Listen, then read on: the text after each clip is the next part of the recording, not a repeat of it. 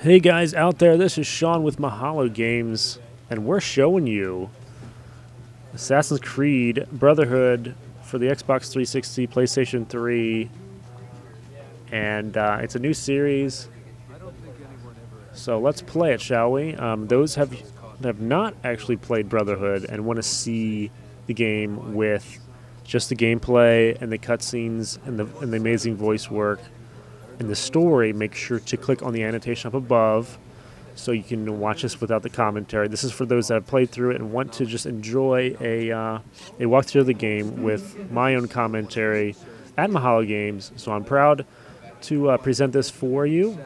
Currently I'm also doing like Dead Space 2, Resident Evil 5 commentaries. This is just going to be a new series altogether. So we're going to go through the entire game with the certain missions that Desmond or Ezio has to go through, and I will, comment on the way, do some commentary on the way, showing you the best ways you can do it, and also getting 100% synchronization on each mission and how to do that. So, without ado, this is Brotherhood. This is the expansion of Assassin's Creed 2, and it's quite an amazing expansion. You'd think they would just have a few more hours packed on, and when it originally came out, it was $60, and it's well worth the money. It's quite amazing how Ubisoft can make a game within a year, full-fledged new game completely. If this game Brotherhood feels like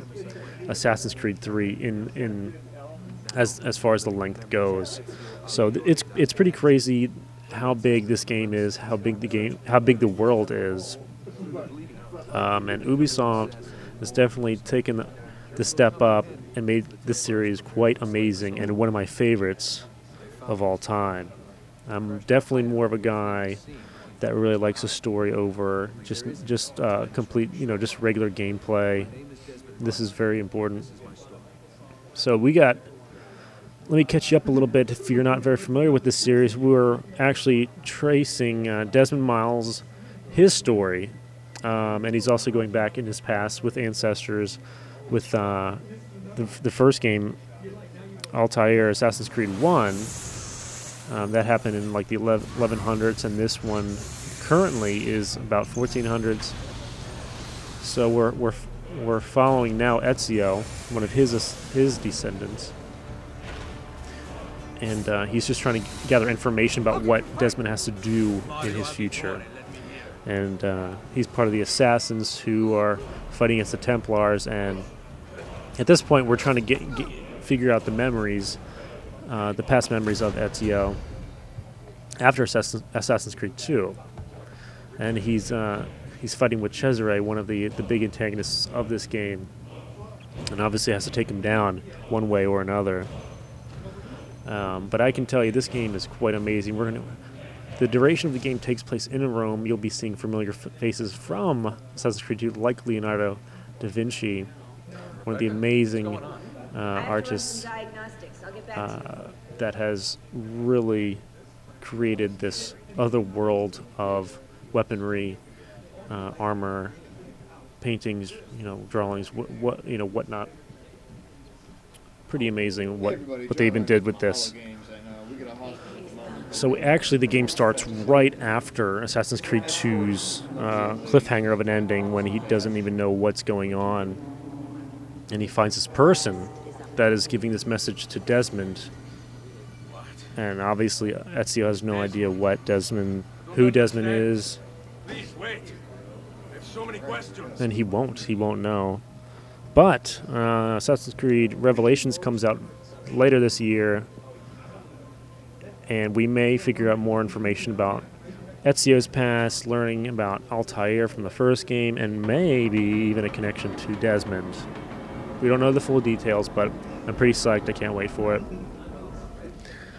From here, we're just going to walk into here, and we'll actually catch up with Uncle Mario, Ezio's uncle, from the original Assassin's Creed 2. He reprises his role. He's quite a fascinating character, and I can't wait to see more of him. But Ezio as a character is is quite extraordinary. He's developed over the past 2 games, but even by themselves, it's quite miraculous what he's been going through, and definitely surpasses the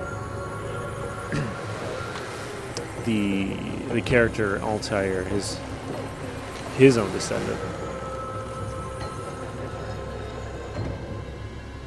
And Revelations is said to be the last game in Ezio's story. It's quite amazing how many games we're experiencing with Ezio. We have also the books that came out with books. We have also comics with Ezio, even short films. I think there's just one live-action short film. I could be wrong. There might be more. Here is Mario. Uncle, what can I say? You sent a single man against an entire army. And for those that have not followed Assassin's Creed 2, I don't know why you're watching this, because it's a huge spoiler about what's going on. And I will definitely have to spoil a few things here and there. But if you're not very familiar, this technique that we're using right now is the vision, the eagle vision that you see even from the first game. Gives you clues, ideas on where you have to go, who you have to find, and so forth. So that is still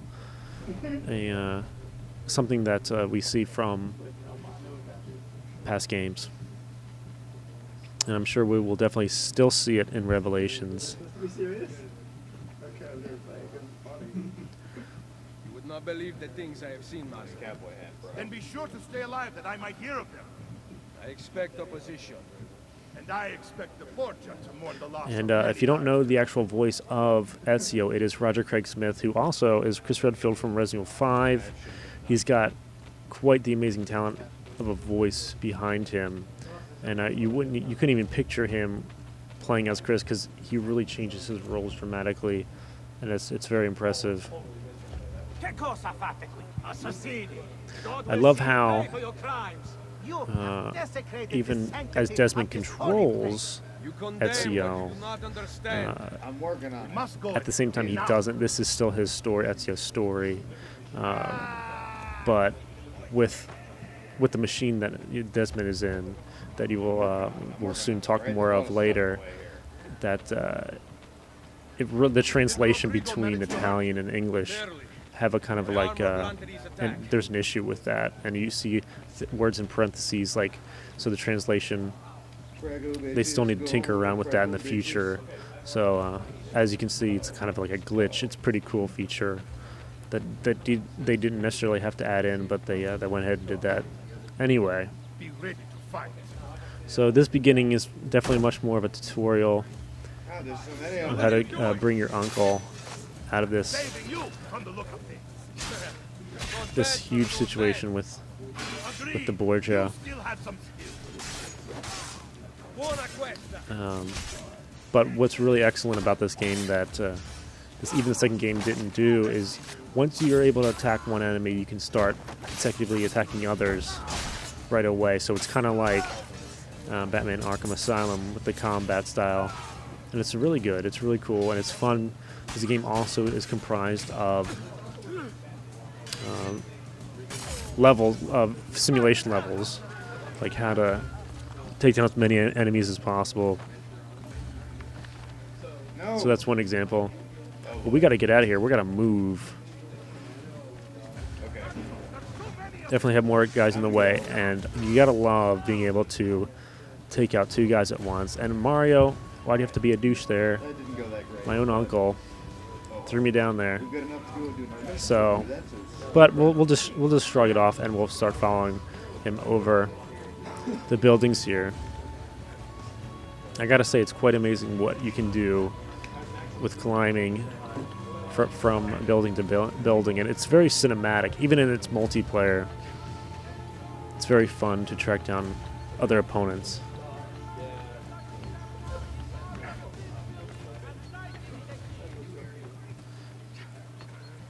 And honestly, I was quite disappointed with Assassin's Creed 1's story, I guess, because it felt like an open world, but the side missions were very, very weak, and they're very repetitive, and they really changed this dramatically for the second game as well as Brotherhood.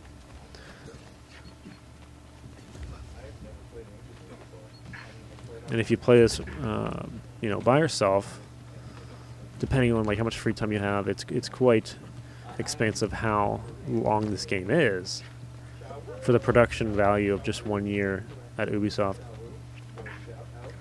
So we're just going to make our way over, and I kind of jumped over him. We're going to wait there. Don't want to fall off or anything. That's kind of annoying. So we're going to climb this last tower here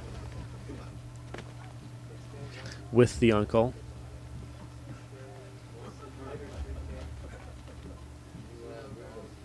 And he's in my way, so I'm going to have to get over there, and there we go. The good thing that the board doesn't have is we have the apple,